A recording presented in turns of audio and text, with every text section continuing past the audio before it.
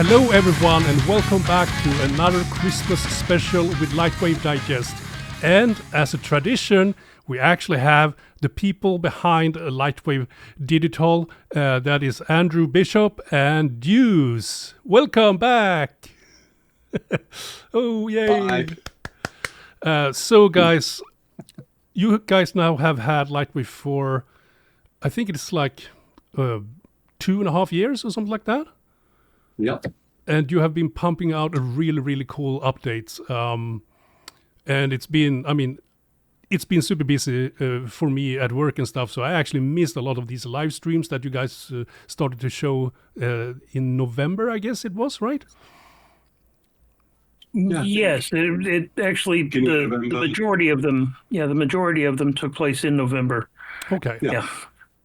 We've got one more to do this year, I think. We're doing one on the 20th, I think. Oh, cool. Okay. But yeah, can you guys just, go through what the stuff that you have been working on that you can talk about, like, the new stuff that's coming for 2026? Just like a smaller recap, because there are videos about this already, but there's so many cool things coming that I don't really have like full, knowledge about. So please take it away, any of you. Okay. So, shall I give a quick rundown? Yeah. Okay. So the ones that we've shown so far, we've shown, we actually haven't shown fracture yet. That's coming. So we've got a new fracture tool coming, which is getting good. We've just seen the first bits of that today, me and Juice. So that was good. SDF. So SDF is the ability to create geometry without polygons. So it's pure maths, super fast. And what that means is you can take multiple SDF objects and move them towards each other. They'll blend, they'll merge all in real time, transfer surfaces, mix surfaces, whatever you want to do. And it's a whole new system, but it's unbelievably good. And you can mix that with standard polygonal models on scene as well. So you can have bits of the model that you might want to be destructive can be SDF, whereas other bits may not be, therefore there will be polygon models, but it's instantaneous sort of adjustment. GLTF, so that we can get output of animated content straight out to the web, which is good. So we've got that. We've got Ripper 2 coming. That's got sort of polygonal, lights. So effectively you can do the effects of area lights, those sort of things. It's much faster. It can handle a lot more. There's some other bits coming for that. I might give you a sneak peek of something to do with that later, which no one's seen. So I've saved 2 things for you that I have to ask Juice's permission whether I can show. And so anyway, Ripper 2. Open Color IO, we've been working on for a while. That's so we're trying to do it fully, so the whole interface is Open Color IO through it. And that's obviously a fairly big task. You've got to make sure it works throughout. So we're doing that. So Open Color IO. We've got Ocean. So Ocean is a suite of tools which will have the ability. So we were talking about putting Hot Ocean Toolkit in, and what ended up happening is we created a standalone plugin that will create large scale oceans without tiling. It's really good. We're working on things like white tips on it, foam, as I said. We're doing boats for that as well. So you can put a boat on that water and it will dynamically react to the water. And we can affect that so that it can act like a smaller boat, so much more choppy with every wave, or very big, and therefore the waves affect it less and it cuts through them more and so on. So we've got that. And then we've got a wake function coming for that as well. Numerous other things planned, but that's coming soon. So Ocean, we've got boat controller, as well. So we got the Moto rig. So the Moto rig is super cool. So one of the things we wanted to do with all of these plugins is make them as easy to use as possible. And the Moto rig one is extraordinarily good. You just basically have your vehicle, have your wheels. As long as you've named them correctly, it will recognize the wheels, the center point, and set up the rotation of those automatically for you. Yeah, and in the interface, you can choose what kind of suspension, and it's all real time, and it's a workflow that just makes it easy to go back and readjust on, change the path. You draw your path and the car follows it, essentially. Yeah. And it's, in a way, it's very much like the when we did Step It. We wanted to make it as simple as possible to do basic walk cycles, and then you can tweak it and take it much further. But at a most simple level, it's just draw a path and it walks along it. And that's the same with the motor rig. And the other thing with motor rig, of course, it can handle multiple wheel setups. So from 4 wheels, 8 wheels, whatever you want, it will recognize those and rig that automatically, so it will rotate. And the suspension in particular, I think there's 10, 12 different suspension types, maybe more. There's presets. Yeah, loads of presets. There's like you can have a wagon, so it bounces all over the place on leaf springs, sort of thing. You've got sort of more military vehicle. You've got sort of race cars. I mean, all the things are in there. Makes it super easy to set up. So that's the motor rig.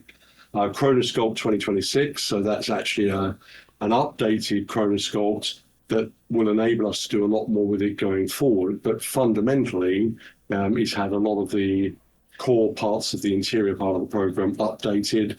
It now scales properly with 4K monitors and all those sort of things. So that's coming. That's really good. And it was super fast before, but it's even better now, which is great.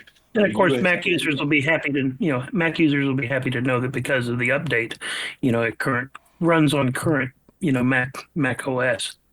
Yeah, absolutely. And so there's USD. USD is a difficult one because it's such a vast methodology of saving, and of course it is slightly different depending on who's making their USD. So ours is obviously LightWave's. But it will undoubtedly improve over time. But it's a really great system. It means you're going to get scenes in now. And transfer it to other packages or into LightWave and so on. So that's coming. We have True Fillet coming, which I think Deuce showed on one of the sessions. What else we got? There's a construct update, so we now can do spiral staircases. And again, super easy to use and fun to use. And then there was a couple of things we haven't shown, but we're working on. So this isn't instead of flow; it's another methodology. Now this one will be PC only initially because it's basically using the sort of the graphic card, which obviously means that it's going to be PC based. But it's a full splash system, if you like, where you can take a big chunk of water and drop it, fill up something, those sort of things. But unlike flow, which is fairly blobby, which is great for viscous stuff, this actually does fine detail splashing and stuff. And but the real key to it is how fast it is. It works in Ripper, so effectively you can view it in Ripper pretty much real time, or certainly close to real time. If you're doing really complex calculations with it, it will slow down. But I think me and Deuce were talking about the very fact that you can just play with it and it's instantaneous reaction. Then you can take that a little further and that will slow it down, but it's still incredibly fast. Someone posted the other day actually on Flow that compared to other systems, it is ridiculously quick. And I think it's a lot of the things that people miss with most of this stuff with LightWave. It's like motor rig, the ocean, they are basically real time. So it's the stuff which makes your life easier as an animator and super quick. So there's that. We've also I've got a new sort of particle gravity system we're working on, which again, that's exclusive. You're the first people to hear that. And that's going to have obviously foam. No, I like the foam. No, it won't have the foam. I'm just why not? You want foam with gravity, don't you? yeah. So it's going to be a big update. I mean, there's some other under the hood things we're working on that won't be on the initial release, but will be within the year cycle of that update. Did we talk a little bit about that last time, didn't we? About the speed updates, or did we not give any detail? One of the other bits too to is if you, depending upon your vernacular, you either pronounce it as QT or Qt. So we're looking at QT6 being implemented, and this is also helping us bridge toward having a Linux version of LightWave. Yeah. And the QT6, what is great about that is it then will enable us to be able to update the OpenGL. It will enable us to switch on the speed up tools that are on CPUs that currently LightWave doesn't really utilize, and we'll be able to utilize those things. And some of those things are going to be like a 10% speed increase. Some of them are like 800% speed increase, right? So you're somewhere in there. It's going to mean almost everything in LightWave will speed up and be faster, quicker, easier, and so on. So we're just trying to work that out at the moment. That's being worked on and will come throughout the year. And obviously, I'm saying things here that sometimes things don't pan out that way, and you don't get them done. But that's planned for the next update. So everybody who's getting the updates will get all those features and all the things we just talked about, and a few things more, I think, as we go. So it is another huge update. So you've got your hand up. Oh yes, I was thinking about.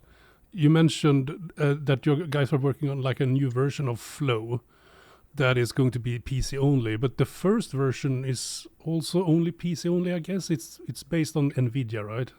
Yeah, so we there are some things that, and I think we talked about this on the last year's chat, that it is difficult. The Mac is running, the Mac version is unbelievably well optimized because obviously from the ground up it's been made for the M processors. It's super fast, can handle stuff really quick. I had a friend of mine who updated from 2020 to 2025. 25, and he basically he couldn't believe how much faster it was. However, obviously some things where you want to leverage the speed of a GPU graphic card, obviously the Mac doesn't have that at the same level as with an NVIDIA card. Right? So we made that call, I think, almost 2 years ago, that we would not update the PC people for the best hardware just because we can't get it on the Mac. So there's going to be some things, but it's very little. I mean, everything I've said to you, except for the new Splash tool, as it were, are obviously going to be on Mac as well as the PC. And so it's simply just a few functions are going to be more difficult. There is actually a discussion happening that maybe some of the tools that we're currently working on for NVIDIA style graphic cards might be transferable across, but we don't know that until we really give that a solid go. Yeah, we're investigating it. Yeah, exactly. Yeah. Do you want to just quickly? Do you want to just see a little splash? Let me. You okay if I share screen quickly? Yes. So this is in Ripper, and it's playing back in real time. Oh. Well, a little bit slower than real time, but you know what I mean, really fast. But can you see a couple of things which are really important about this?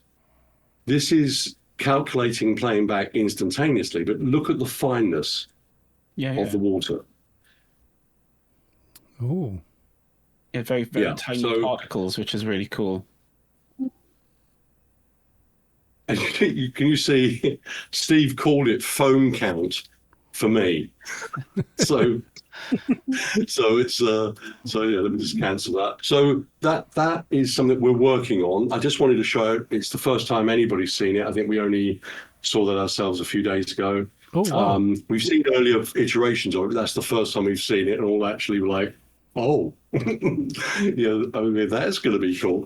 So the aim here is to do several things. One, you want to be able to do, maybe pour a liquid out of a can. Maybe you might want to do, relatively medium-sized liquid. So it's not for doing oceans and stuff like that, but it's so that you can do, a big chunk of water downstairs, or you might want to, whatever. So it's, but it will do fine detail, and that's the key. And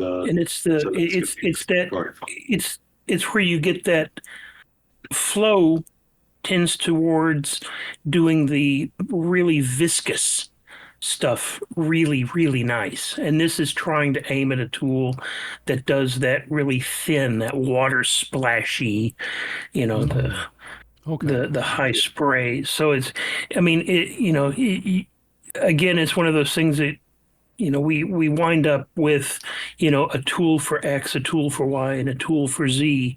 And it's, that's all well and good, and that's fine so long as they're easy to use. You know which one to use for the look that you're going for.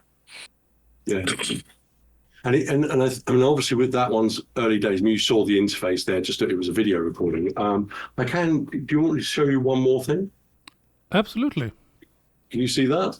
Yes, we see particles or something like looks like particles. Yeah. Mm-hmm. So everybody kept on, saying, wouldn't it be great if we can do sort of a particle effects too? And we started this was just us starting to think about it. And Sean, over the last, I don't know, week and a half, a couple of weeks, basically started putting something together. And so this is basically particles already loaded in. So what we've got to do is see if we can create a new dedicated generator. But fundamentally, this is about how to control those particles.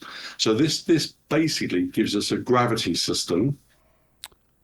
Ooh. So the gravity system here is attached to the null. This is in LightWave playing back, instantaneously. Okay. So it's obviously early beta. So we're just playing with it here, and you can see it. So, but the really cool thing with this is I can, let me just reset that. So if I up that to, 80 mass, you'll see a big difference on that. So now it's making it much tighter to the mass of the center of the, might be a sun or whatever the case may be. Wow, yeah. And it's super, super easy to control. So at the moment, some of these functions are really, beta, but it's, let's just run this one again. Or for our purists, more alpha. Yeah, more alpha. Yeah, that's right. I mean, look how tight that is now. Yeah. Wow. So it's super controlled. So we can also do, so if I go over to here, we can, so I might make a mistake here. So I've literally had this, by the way, I've probably had my hands on it for no more than 5 minutes. So this is just, very, very quick sort of playing with it. So we could do, let's go. So now we can do lights. Oh. Yeah. So we can color those over time as well. So let's go 60 points. And let's make those lines a little longer.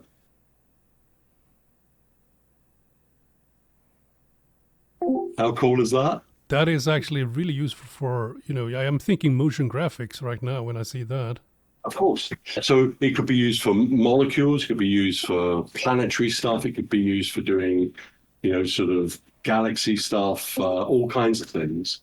And so we're just literally just working on it now. It's got orbital speed. You can adjust the speed of which everything is going around it.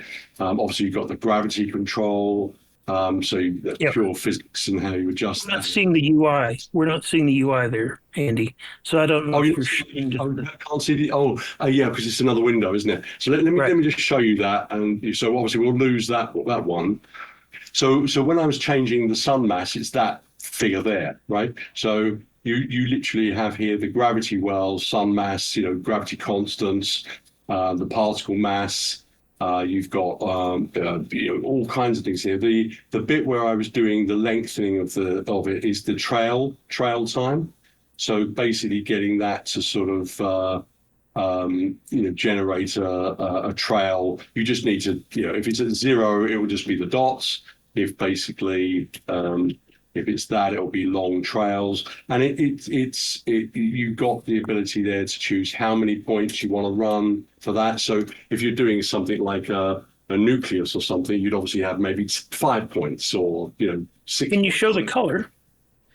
Yeah, but let me load. I'll load up another one of the presets, and I'll load that scene in. So trails, because that was one of the things that is such a thing is that you see the trails and all, and you start thinking motion graphics, but being able to do the coloring and everything.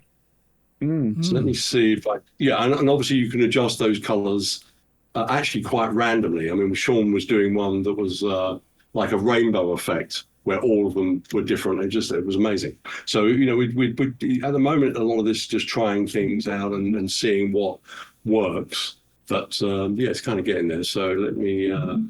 So can you see the window now? Yes. Yes. Obviously, you can't see the interface for it, but I actually need the interface up, so I'll leave it open for me. But so let's do a quick play.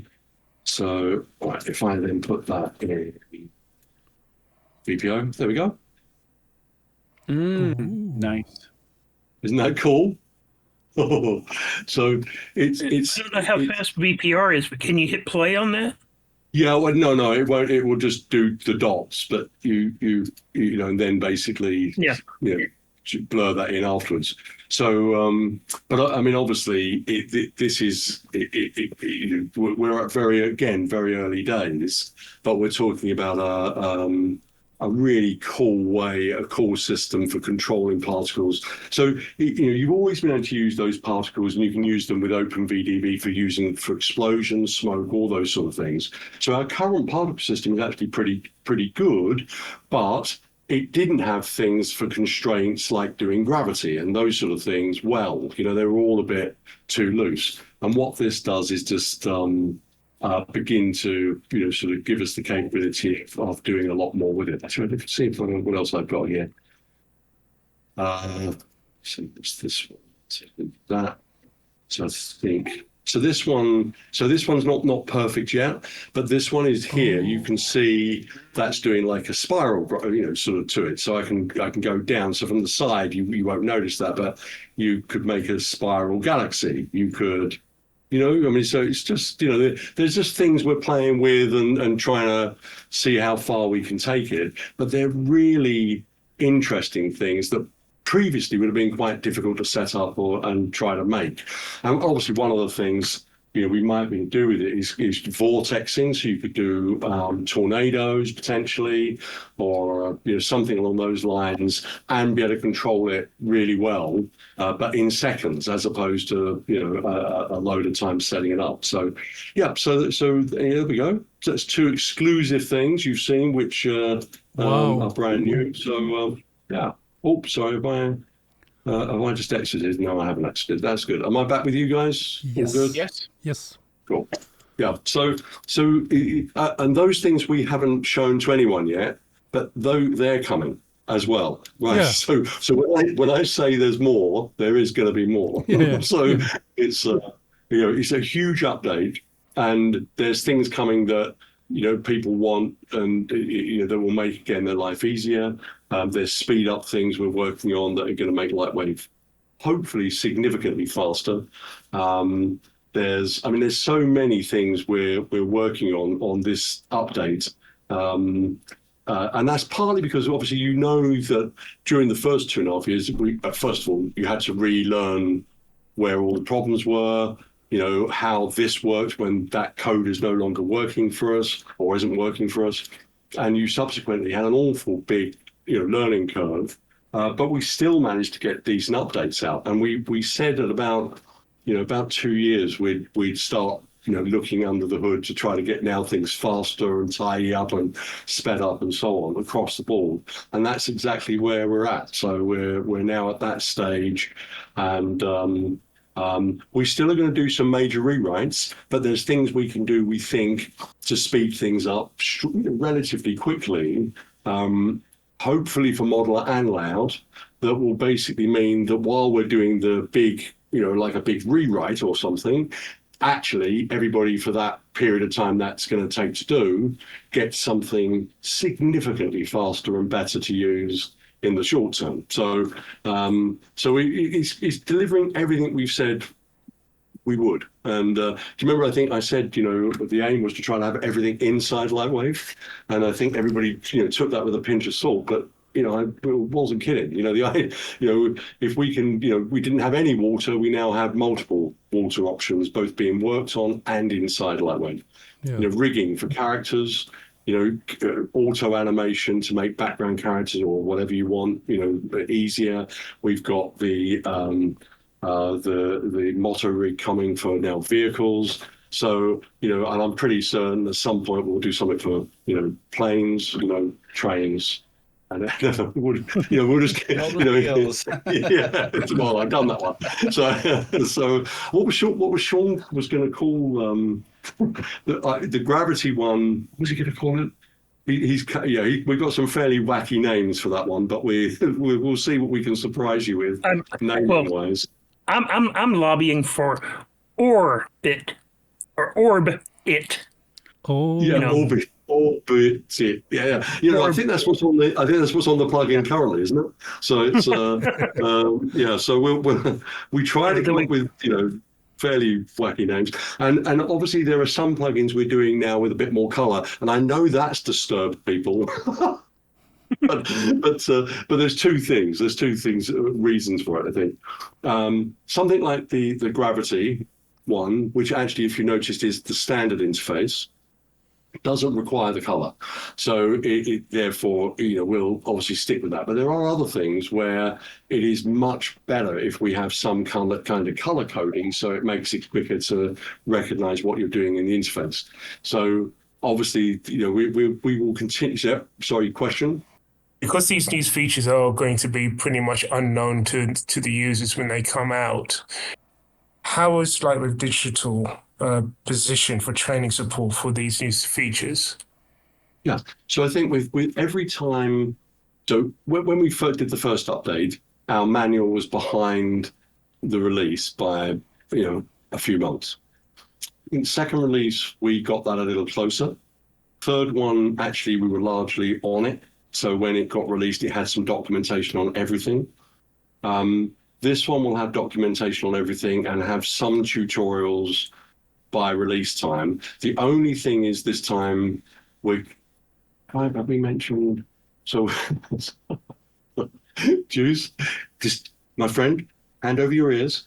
So basically, we planned, and I think we weren't going to announce it till the 20th. I don't think we've mentioned it yet, but we certainly are aiming to have open beta, so that everybody who's upgraded, will get a very early version of the release so that they can start helping us debug it, right?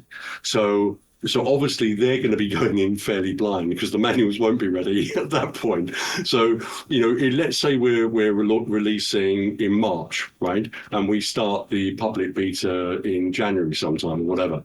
The aim there is, it's a bit of a trial run, but part of it is we want people to focus like we do with beta testing, although we do that really badly at the moment. But anyway, the aim will be is we're going to give a list of things we want you to be looking at and trying to find out where the bugs are so that it targets stuff. And we're hoping on open beta that will be great for the people who want to learn the stuff really early and get into it. Also help target beta testing and getting the bugs back out of that. And I think we start the program of getting beta builds out faster, should be happening relatively soon, Juice. I mean, in a couple of weeks, I think we start a whole program for that, which will improve it, I think. So. And it's one of those things, too, that it just occurred to me that with 26, one thing that was not made mention of, that is going to be releasing with 26, which will actually be more than likely utilized during the open beta process in the sharing of tips, tricks, assets, tutorials, and this, that, and the other, is all of the user tools like the browser, the asset browser, all of the tools that Sean's put together. That is that's aimed at making the user experience a lot easier, like browsing, assets and viewing, animation sequences, in the viewer. There's a huge amount of tools that he's put together. That's that has the capability of sharing, of uploading, to an FTP, and more than likely, I'm going to see that as a way for sharing the content for the bugs. But at the same time, it'll more than likely be laying a groundwork for how to share, tutorials and how-tos, as we move forward as well. Because that particular tool set is just incredible for it's all those little, you as an animator or as a graphic artist might, for the last 10 years, you might have these 5 or 6 little tools that you have scattered about your desktop, and he's put it all together in one package. And we're also looking towards the facilitation of a kiosk where you can have multiple versions more easily, switching back and forth. And this is going to be paramount for testing.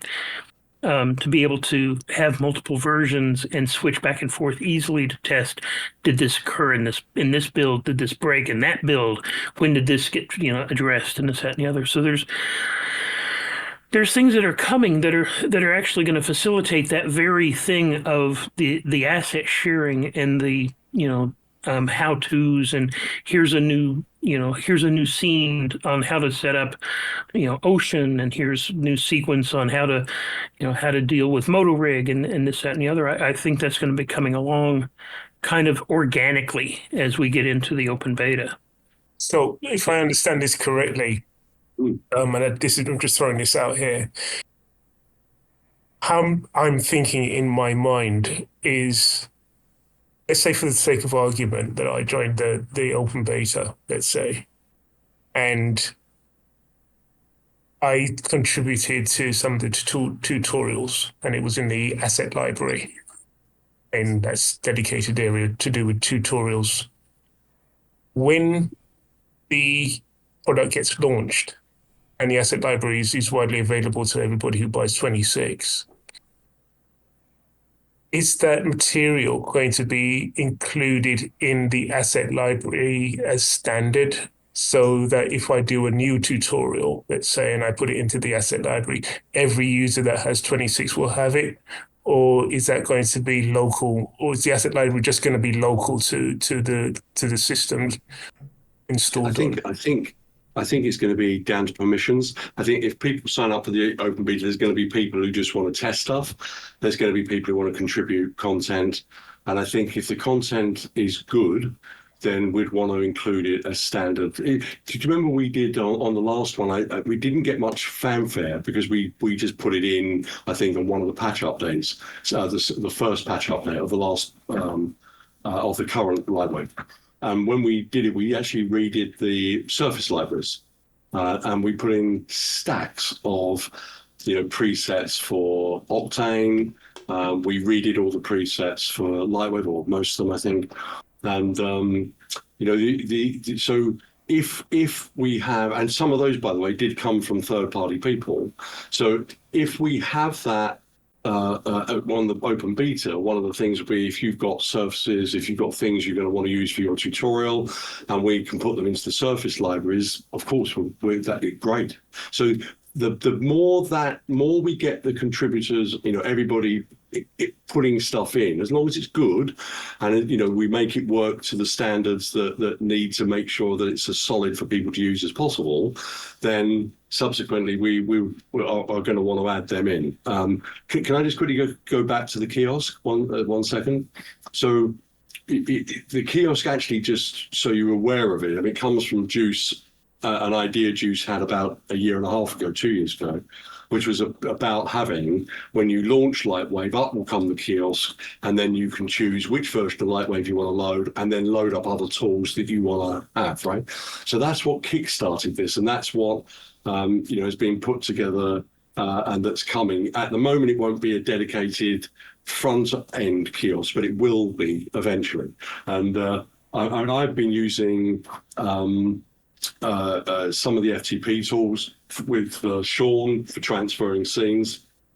It's fantastic. And also resequencing, dumb things like, changing the name, changing, the numbering. I regularly am rendering across multiple machines, and then I forget to call that one V10 and the other one's V9, which means instantly you put them on the timeline. Of course, you get 2 clips as opposed to 1 clip. Right, so little repair jobs on resequencing is a fairly constant thing, certainly at studio level, but I would imagine everybody will have the same problems from time to time. So that tool is so good and it's super robust. So if it thinks there's a potential for an error, it error checks it.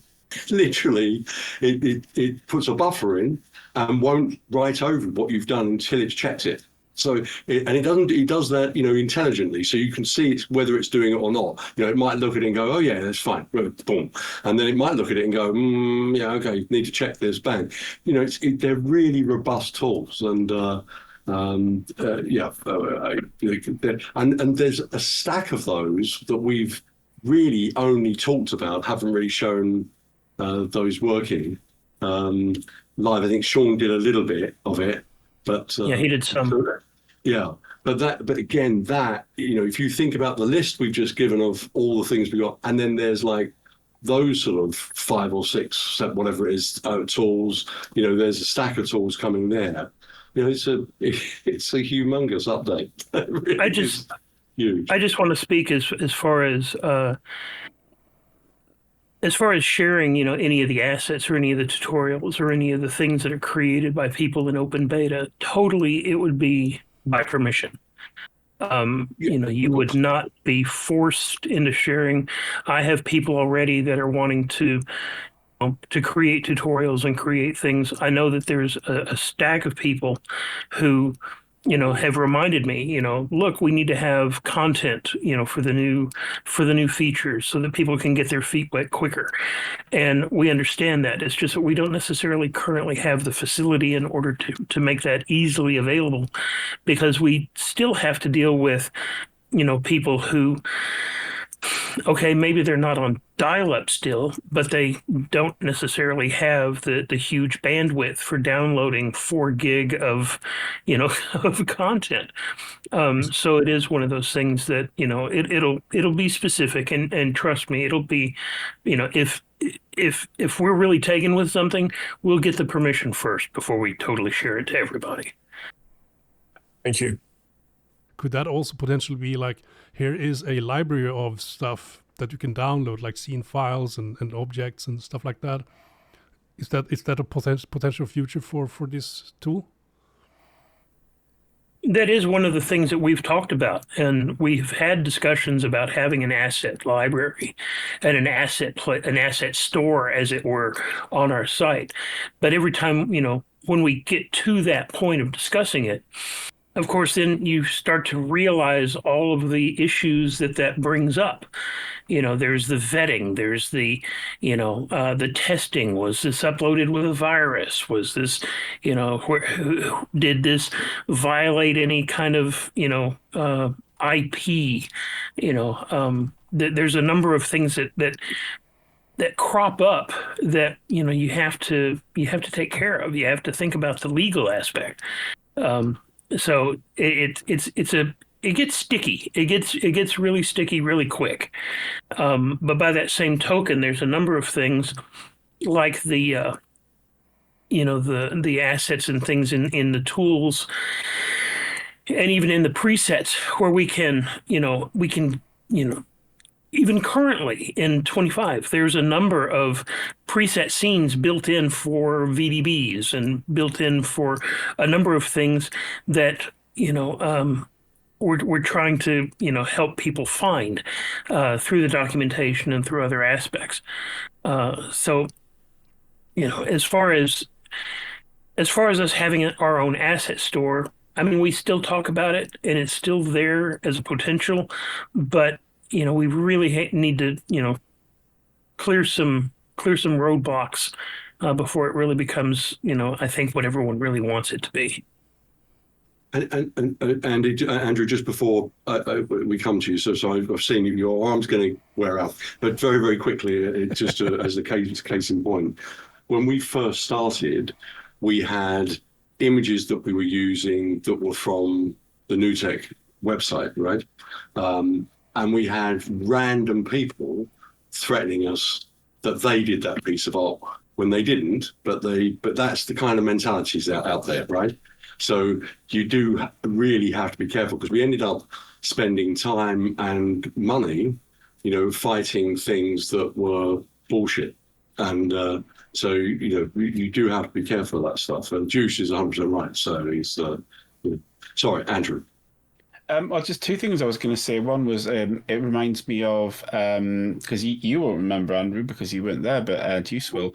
2018 launch, a lot of the users in the beta put together all of the explanations and demos and videos for 2018 when that launched. So that kind of reminds me a little bit of that. Because we obviously worked behind the scenes, using the then new renderer, the new features, and showed examples and demos and stuff. So that thing would be really cool, except obviously it'd be a lot more open than the super secretive stuff that we were doing back then.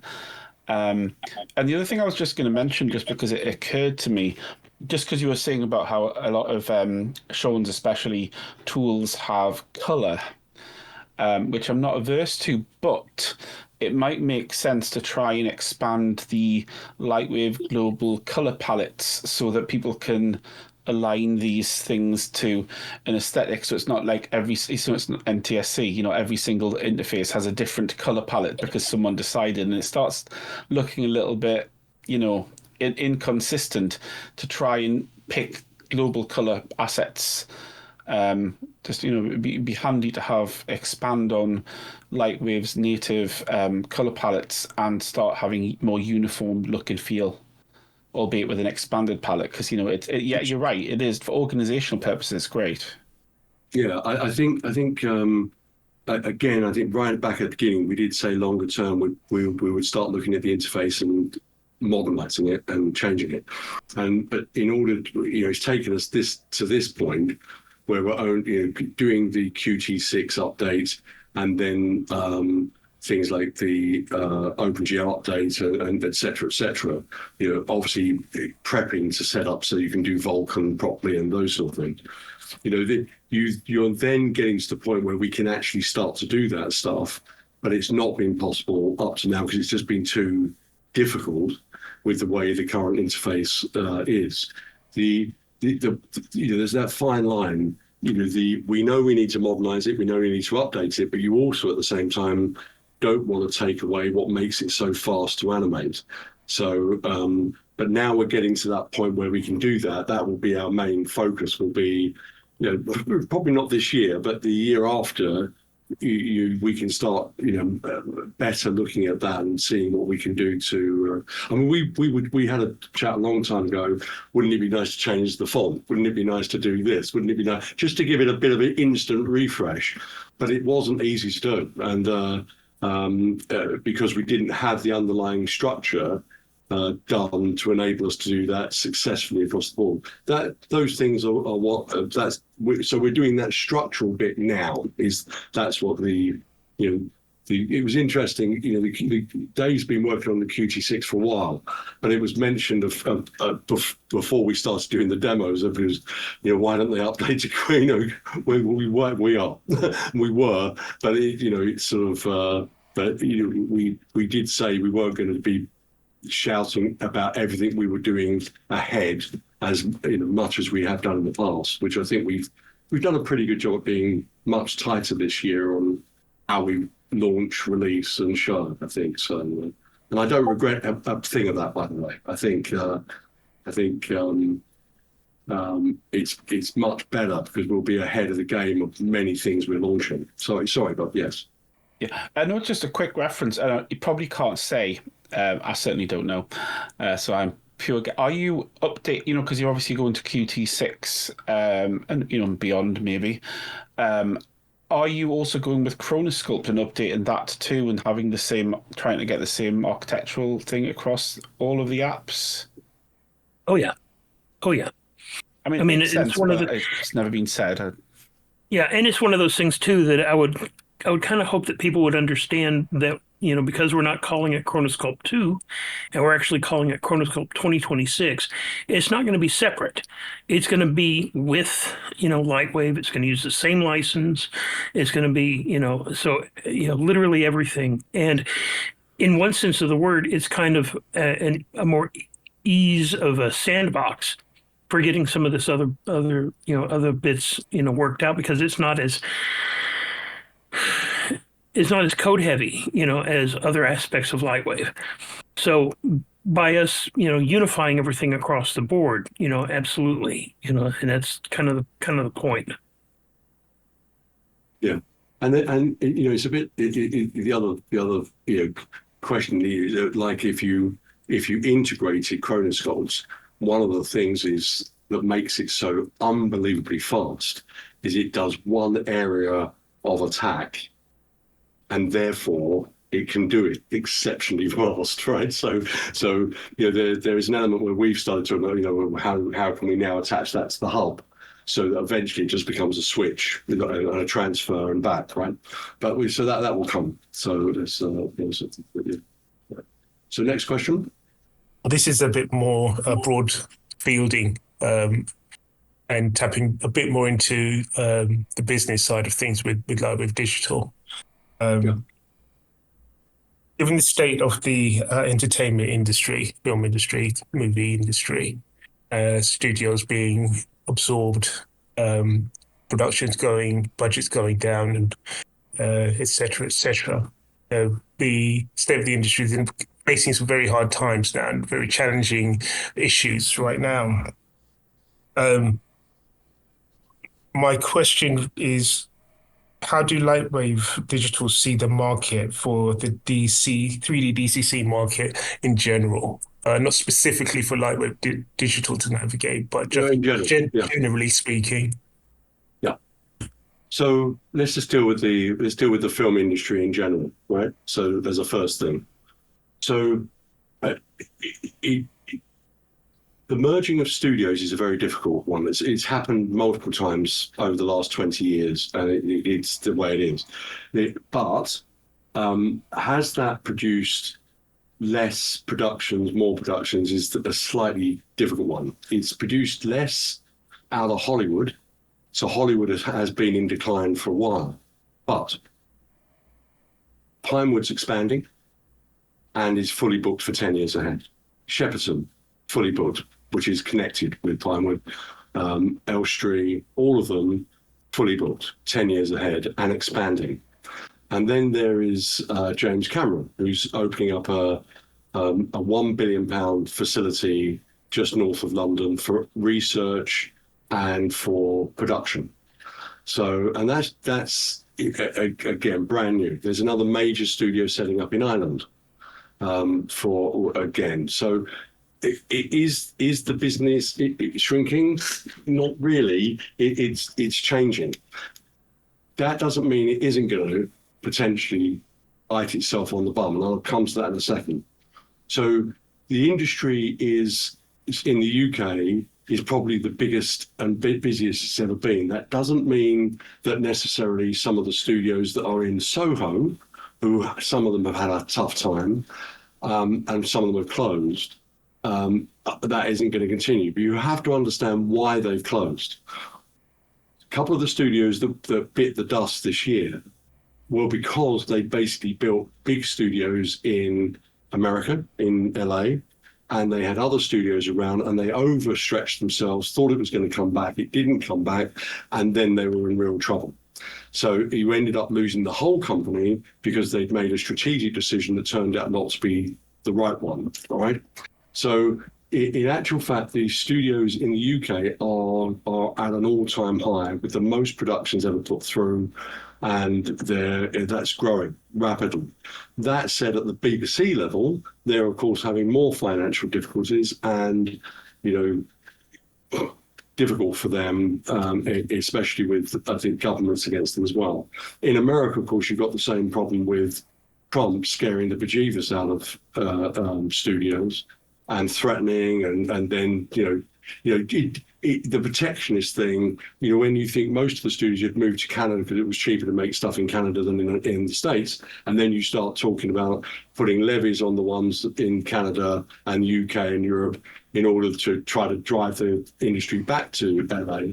It's too late. It's done. It takes 10 years to build a studio. So you're not going to just overnight get that to go back. It's going to take a long, protracted battle.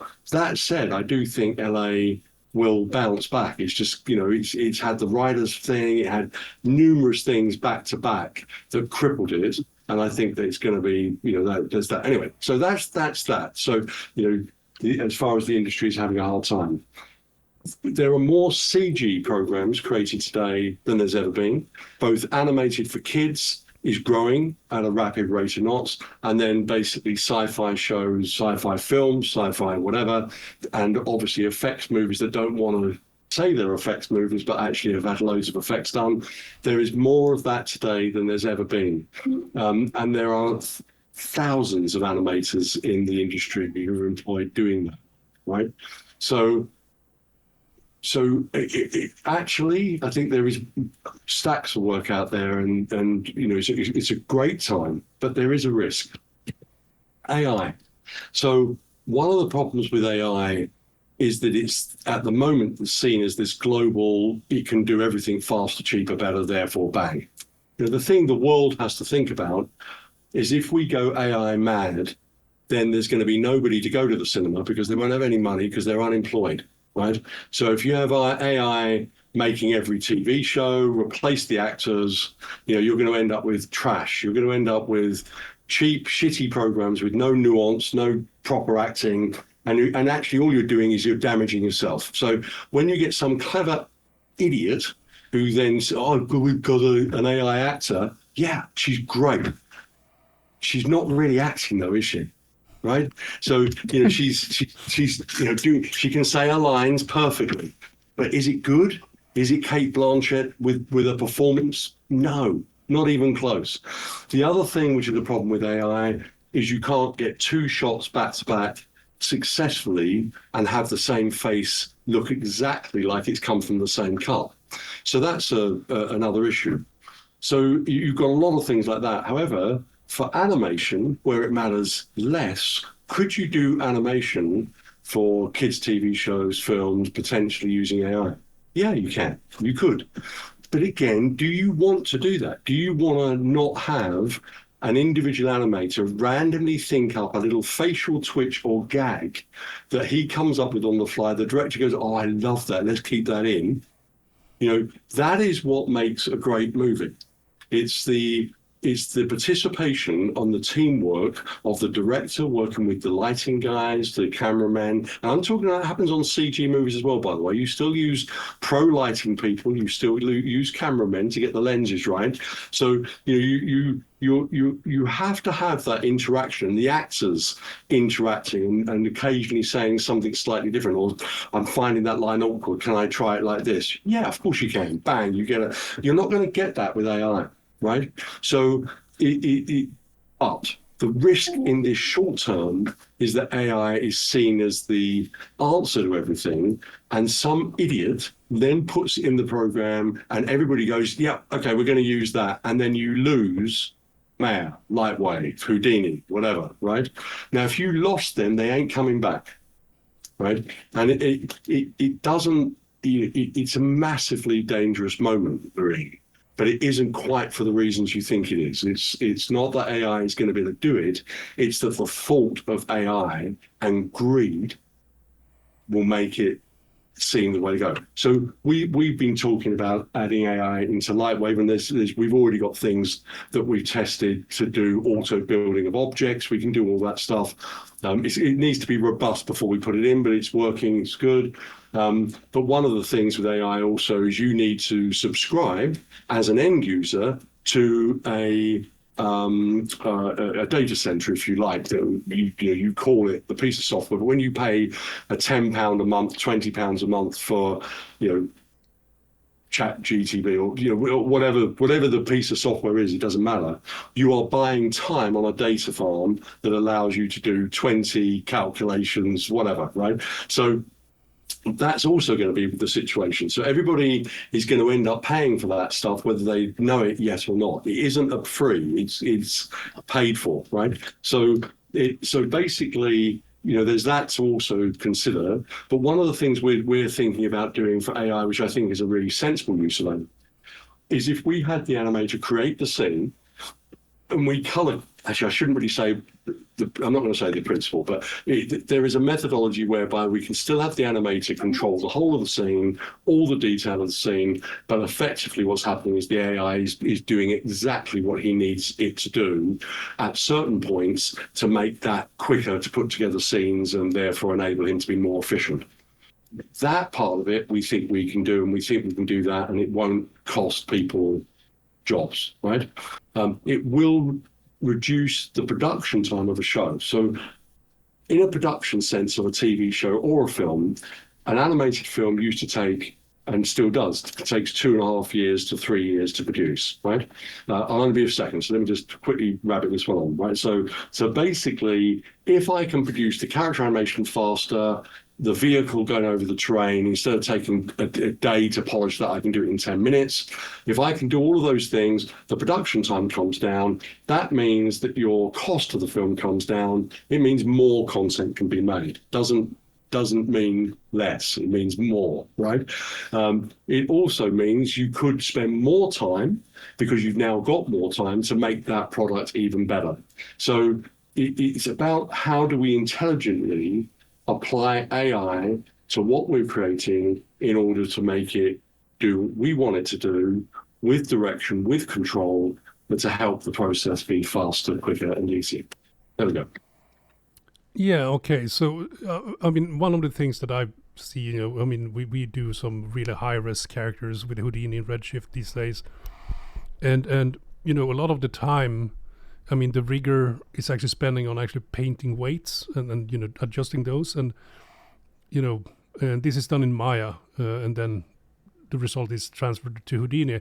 But one of the things that I was thinking about, like, could there be like an AI to actually help with the paint weighting stuff? Because that's one of those areas that I feel like, okay, I can rig and I can set up all those neat controls and stuff, but paint weighting is actually pain. Yeah. So the weight painting. Part of the reason we added the weight brush tools in LightWave to make that easier was to speed up that process. It just sort of brought it up to a par with the best out there, which is good. The auto having AI do the weight brushing, I think, would be fantastic. Certain bits on texture work, it could just save a stack of time. So AI would be very good at that. AI is very good at noise reduction. So AI is getting better and better at doing that, not just for stills, it's now doing it great for multiple frames and recognizing that. There is basic forms of AI in multiple programs we use today from Blackmagic, where they're using sort of AI, very simplistic forms for anti-aliasing with denoise and those sorts of things. So there's also, of course, refinement of the lighting and the final image. So when we create an animated sequence, AI could be used to take that shot and multiple shots and grade them for you and punch them up a bit and polish them. And that would be a great use of AI, is to take your animation and just really refine it at the final hurdle to give you a better output. So AI definitely will have its place, but I would just say the cautious bit is if someone gets stupid with it, it will destroy the animation industry, and many industries. And we should all be thinking about that. Actually, is an interesting question, just because this is something I'm looking into at my job. Is that have you heard of MCP? No, it's not Master Control Program. It's it's not from Tron. No, there's a thing, a new AI thing called Model Context Protocol, which is for integrating e-commerce into AI, so people can use, so they can go to ChatGPT and go, I'd like to buy a pair of trainers, and because they've built an API into their shop using this MPC, it allows it to effectively bridge the gap, and so you can do e-commerce across directly without having to go to a website, which is a bit crazy, and it's very, very early days. But in that sense, and also in certainly a lot of the things that I've been looking at, is stepping back even from the polish of getting LightWave so that it's got a much better API for AI to interface with it, so you can do just little things like scripting. So if you've got a good scripting language doc that allows, that you can just go feed that into an AI and go, I want to do this. I want to connect this with this with this. If the documentation and the referencing and all of that is sort of prepared for when AI starts to get really good, and just be like, here you go, here's a little script. I mean, anybody who's done that, I do it. And 50% of the time you go, wow, that's amazing, it worked first time.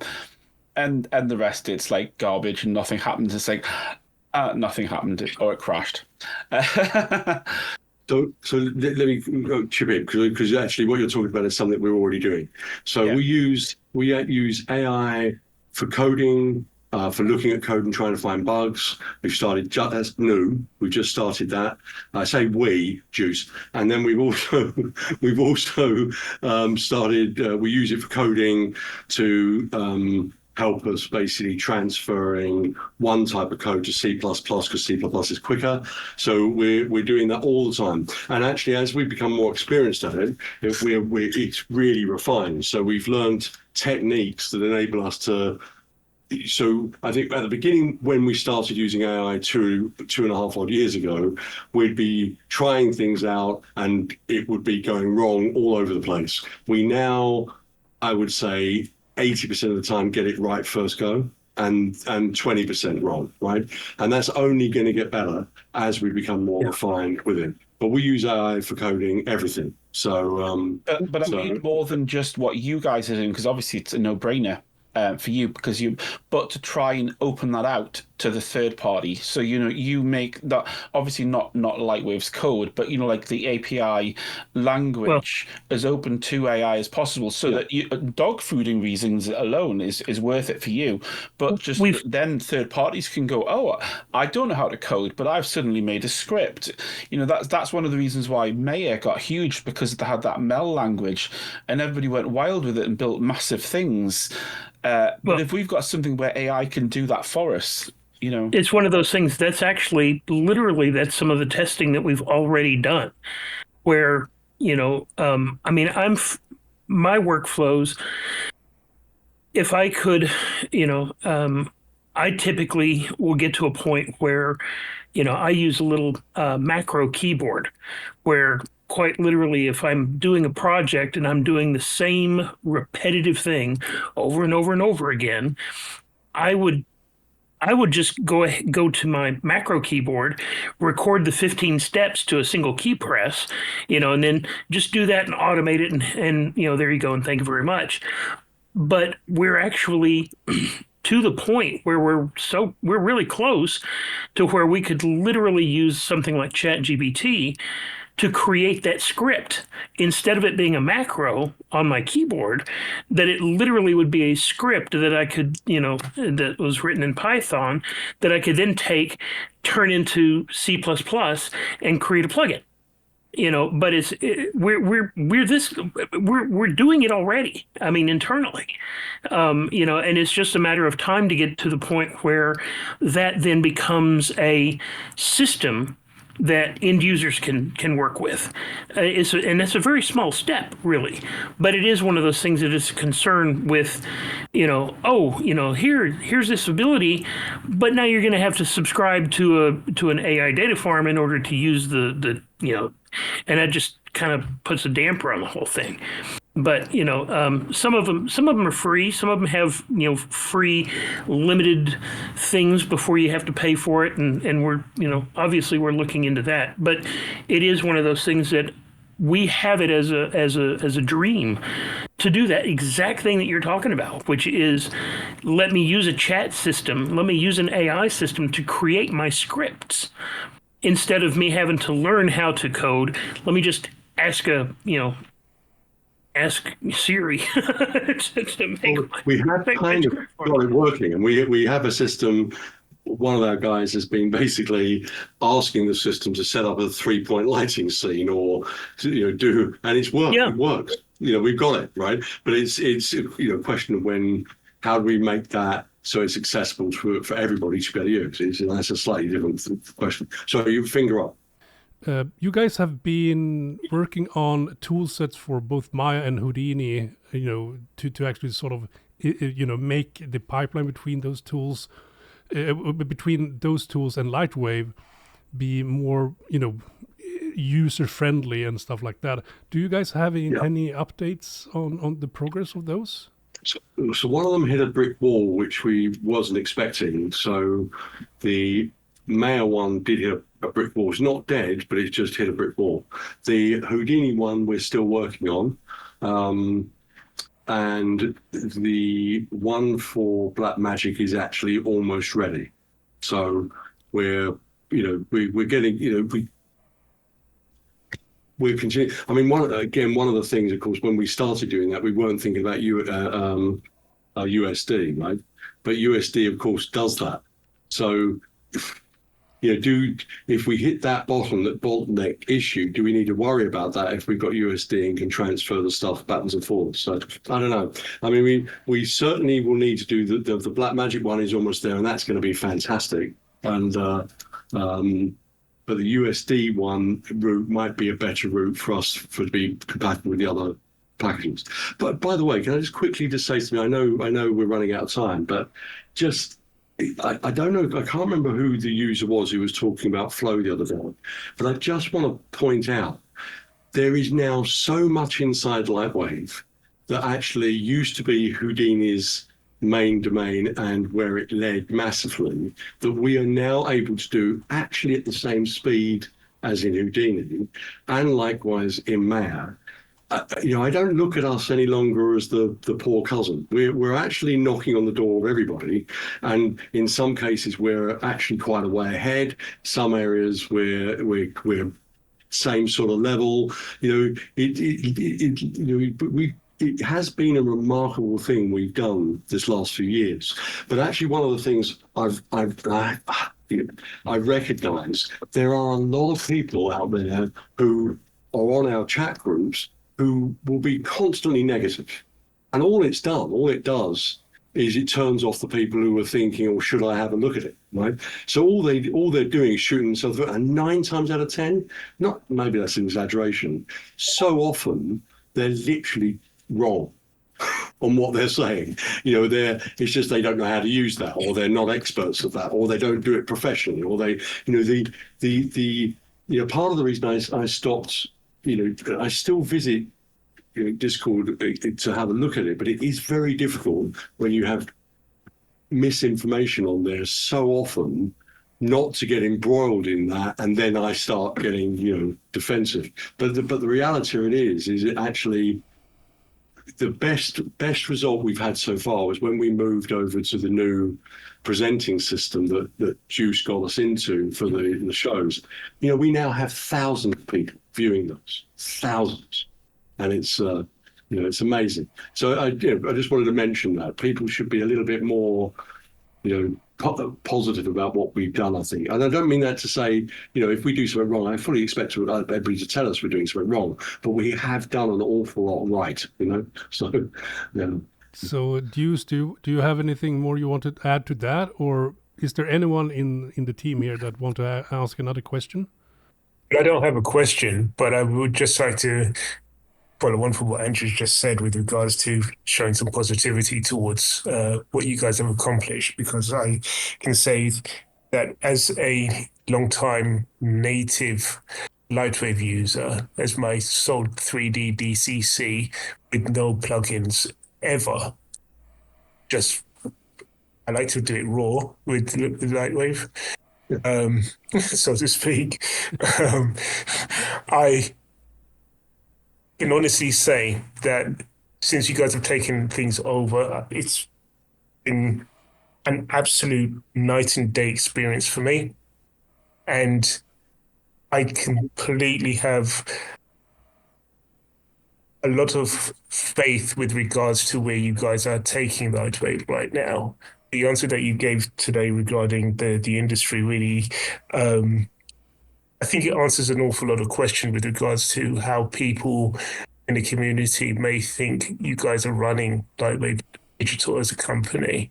I hope it does, at least anyway, because there are a lot of confusion as to how people are seeing the existence of LightWave surviving going forward. And I think what you've done today with regards to that aspect has definitely given an answer to the fact that that LightWave itself is in good hands. You know what you're doing, you know where you're targeting, you know how to take LightWave forward, and the things that you're implementing in LightWave today. I can see who it's targeted for and why you're choosing to target this particular segment of LightWave users. And it's exactly what I would do if I owned LightWave. There is the focus of people, a market whereby there's money to be made, and there's a market where there's potential money to be made, maybe. And you've taken the correct grown-up business decision to say, go where the money is. And yeah, it is targeting that, but we also remember we've just started doing. I mean, the education stuff's taken us a while because we've got to create a curriculum, right? But the education we're going to give away for free, and that's going to be across the board. And then what we're going to be doing is introductory prices. So when the students leave to go to work, they can get LightWave significantly cheaper for the first year to get them going, right? So at some point or other, we'll also add a subscription option for people, not instead of an option, so that if people want to can't afford to spend 700 quid, they can basically do 20 quid a month and boom. And by the way, the whole model we've been planning for a while. You've got to make the shop system capable of handling. That's why we haven't implemented it yet. But that whole system will be, after you've done a year, that version then is yours, and as you then keep the subscription going, you get the new version, and then that becomes your, so you'll always have one behind the release for safety, which again, no one else does. So it's one of the things we're trying to do is whenever we do it, we very much listen to the end users. And the fear about subscription has always been that when you stop paying, you're stuffed. And so we're trying to make that so that we come up with a methodology that won't be the case. And on going from that, you still can do the normal upgrading. So, but the reason for the subscription is because that's the younger audience want that, right? So as we go down the path of trying to get students and then keep them on the wagon, it's much easier for them to cash flow 20, 25 pounds a month, dollars a month, whatever, than it is for them to find a big chunk of money to buy it, especially in today's world where houses cost a fortune and everything's more expensive. It's kind of so we literally will hit those things and target those things as soon as we can. It's obviously partly resource, isn't it? It's do we put more guys on the website or do we put more guys on the coding? And it's always going to be coding. so I know it's frustrating sometimes, but it's we yeah, I mean, it's partly me and Juice, really. We both, let's have that. We've got to have that. This all, with that, right? So underneath that cap and that gruff exterior that is, he's just like me. So we both are mega enthusiastic about new features, and wouldn't it be good if we could do this? Oh, couldn't we? Literally, that's what drives this. It's enthusiasm, isn't it? And yeah, so Yeah, I mean, I think we're doing actually quite good, and we do have a plan going forward that we pretty much stuck to, I think, so far. Sorry. Yeah. Not to disagree with Shabazi, but actually something that's been circling around this conversation, and I just thought would be to bring in. It would be really good if you guys could embrace having a plugin database again, as well as the other resources. And yeah, it's a good idea. Because it's been lacking. I mean, I know that guy who does the LightWave Plus thing. He's doing some great work, really good. But I feel like having an official repository on the site like that you guys used to have. That's actually part of my kiosk design. One of the things that I really like about certain other companies, okay, I'm a gamer. I love playing World of Warcraft. And one of the things that I utilize is CurseForge to keep my add-ons up to date. Yeah. And one of the things that I dearly love about that is that if someone updates one of the 20 plugins that I use for World of Warcraft, it knows, and it automatically updates it for me. I click a button, it says update, great, happiness. I want that on our kiosk. And I want that same kind of thing of being able to browse and find plugins. I want to be able. I want that in the kiosk, and that's actually part of my design. That's part of my wish. So having I remember Flay.com, man. Stuart did an amazing job with that, and I loved it. Isn't it? But yes. Actually, just to do an update, just a quickie. I just check this with Juice. The next, I don't know whether we're doing it in the patch or whether it'll be in the next version, but the DP tools update we've got is, yeah, we haven't got. No, actually, yeah, we've actually been updating and unlocking some more DP kit tools. So that'll be coming as well. But again, it's that same kind of deal. Yeah. Yeah. Yes. So I mean, guys, yes, it's good. In LightWaves. By the way, we're getting more old users back all the time. Oh my People gosh. now stacks of them. Oh my gosh! Yes, this last sale that we did, and because of the weekly shows that we did during the month of November, I was processing orders from people that were upgrading from LightWave 6. Gosh. Oh wow! And Wow. and I'm going to go ahead and dovetail that into one of the things that we're talking about. Still looking at doing, either it being a suite of tutorials plus maybe some scripting, or something along this line. We want to give people a toolkit of either tutorials or tutorials plus tools to help them move from 2015 and earlier into the more current LightWave base because of the surfacing differences, because of the rendering differences, because of all of the differences and all of the changes. If guys, if you've got it on your system at home, launch up LightWave 9 and take a look at where we've come in that time period. It'll surprise you. It really will. It's one of those things. I have had to do a number of things where I've needed to go back and test some things, and I fire up one of those old, and I can't remember where anything is. Oh my gosh. Yeah. It's like my muscle memory of the last 20 years has gone right out the window because it's been replaced with everything that's current. And I tell you, we get these guys that upgrading from 6, 7, 8, 9, from those they're going to be they're going to be hitting me with all kinds of questions. Where did this go? How do I do this? Why can't I load this scene? I load this and it doesn't look the same. We're putting all this together, and this is it's a focused effort.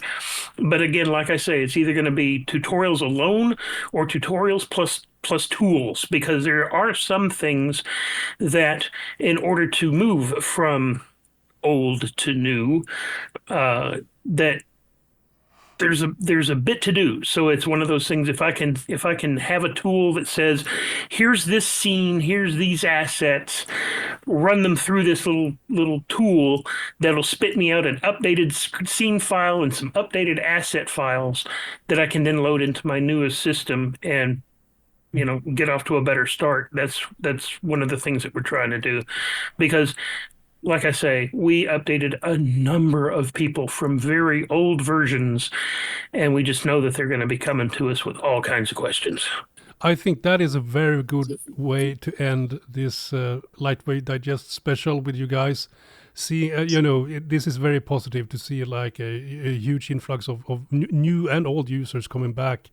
That's super cool to hear about. And I'm so much looking forward to what you guys are going to do with LightWave in the future. I'm a big supporter, obviously, and we all in here are, of course.